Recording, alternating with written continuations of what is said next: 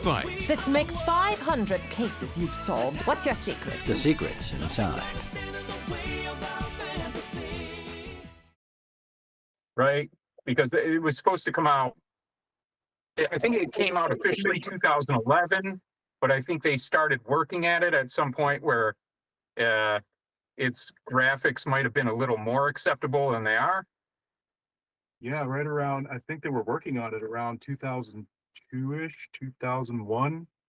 Yeah, well, 2002, 2001, there's still no excuse for how bad the animation is. Food Fight is this film that was ostensibly made for kids, yet a lot of the humor seemed to go a little bit in a different direction.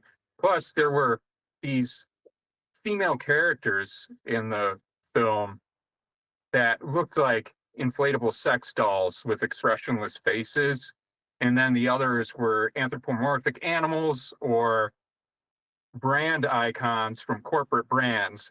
And as I was trying to explain during pre-show last night before we actually got into the film, that this was a little bit different of a type of cinematic disaster than we're used to in movie night, in that it was a high budget disaster. You know, and a lot of high budget disasters you hear about much more than you hear about movie night. I mean, than you hear about Food Fight. But Food Fight had like Charlie Sheen in it, Christopher Lloyd as voice actors, Hilary Duff, and I think some other, people whose names, people whose names you would recognize. Eva Longoria, Wayne Brady. That's fucking embarrassing.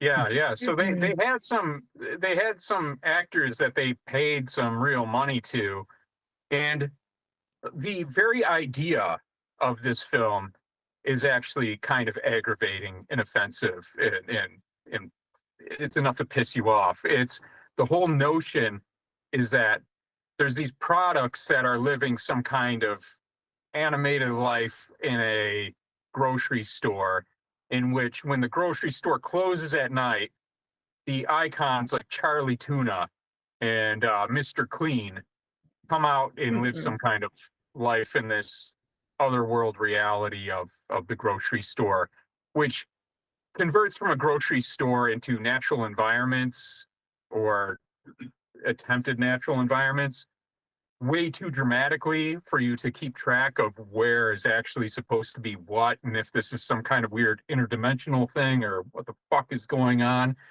But I mean, the first thing you notice is that the graphics are subpar for a video game. And apparently there's reasons for that, and there's claims that the director lost the hard drives, the original hard drives or whatever.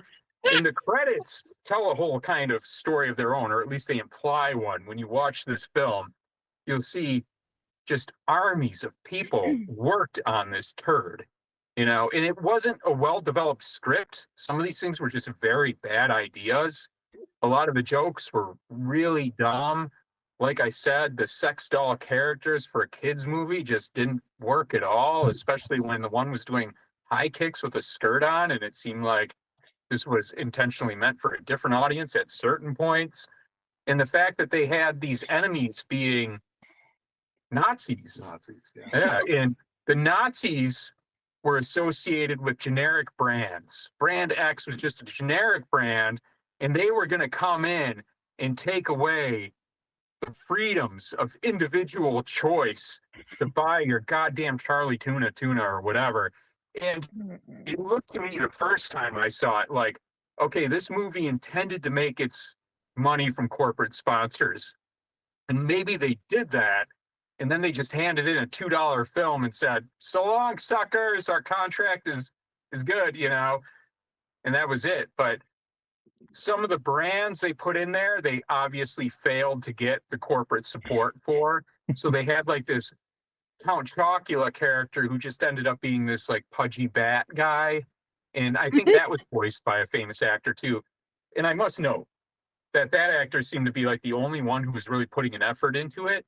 I felt that was the best voice acting of all of them. The rest of them seemed like they just kind of called in on the phone and were, literally phoned it in, delivering their line. Let's all go to the lobby to get our ourselves a treat.